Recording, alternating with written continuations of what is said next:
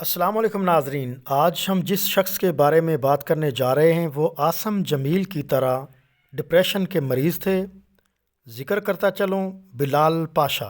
بلال پاشا کا بچپن سے CSS اور پھر موت تک کا سفر مکمل سٹوری آپ سے شیئر کرتے ہیں۔ بلال پاشا جنوبی پنجاب کے ایک پسماندہ علاقہ کیسر ٹاؤن عبدالحکیم کا رہائشی تھا اور اسی گاؤں میں پیدا ہوا۔ ان کے والد محترم کا نام بشیر احمد تھا جو ایک دہاڑی دار اور مزدور شخص تھا۔ مالی حالات اچھے نہ ہونے کی وجہ سے والد نے بلال پاشا کو مسجد میں کیم مکتب میں پرائمری تعلیم کا آغاز کروایا۔ بلال پاشا نے چھٹی جماعت سے ABC پڑھنا شروع کی۔ انٹرمیڈیٹ ایمرسن کالج ملتان اور بیچلر زرعی یونیورسٹی فیصل آباد سے کیا۔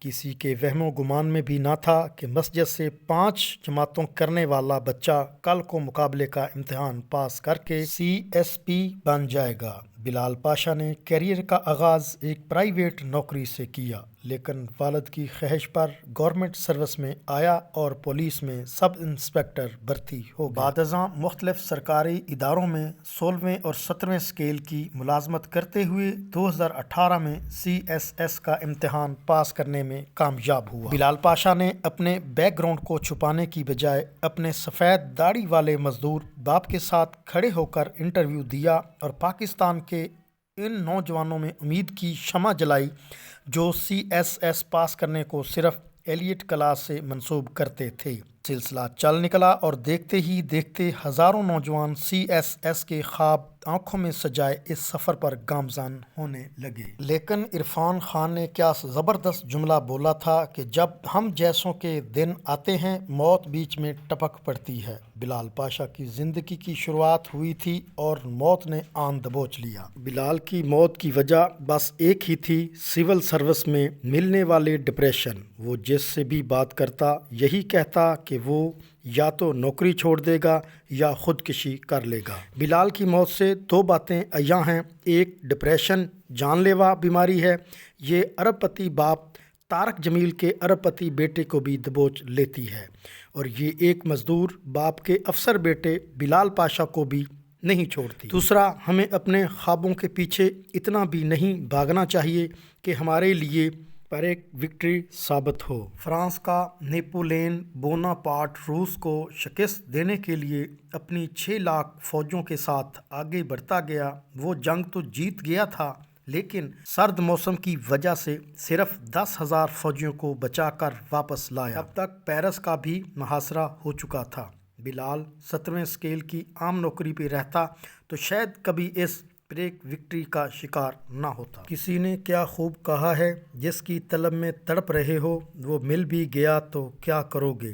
یا پھر چارلس بکوسکی سے نے کہا تھا، ڈھونڈو اسے جس سے تم محبت کرتے ہو تاکہ وہ تمہیں مار سکے۔ بلال کو بھی CSS کرنے نے مار دیا، لہٰذا CSS ایسی چیز نہیں ہے جس کی خاطر جان سے بھی ہاتھ دھویا جائے۔ ہر سال 17% بیوروکریٹ اپنی نیلی بتی اور سبز نمبر پلیٹ کو اللہ حافظ کہتے ہوئے استعفیٰ دیتے ہیں۔ بلال بھی یہی کہتا تھا، یہ لوگ بتی اور سبز نمبر پلیٹ دیکھتے ہیں لیکن میرے اندر نہیں دیکھتے۔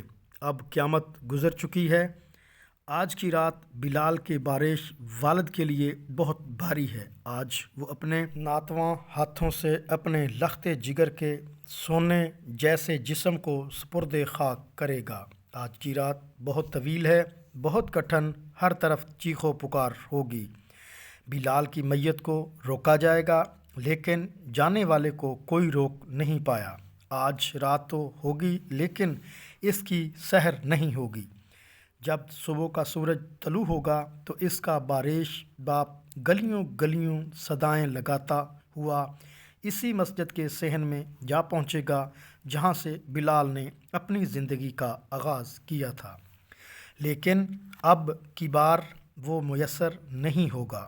اب کی بار مسجد کے دیر و دیوار سے بس آہ پکار سنائی دے گی، وحشت نظر آئے گی لیکن بلال کہیں نظر نہیں آئے گا۔ عاصم جمیل کے باپ مولانا طارق جمیل کی طرح بلال پاشا کا والد بھی ہاتھ ملتا رہ جائے گا اور حاصل کچھ نہ ہوگا۔ اسی کے ساتھ اپنے ہوسٹ غلام مصطفیٰ سندھو کو دیجیے اجازت۔ ملتے ہیں نیکسٹ ویڈیو میں۔ اللہ حافظ۔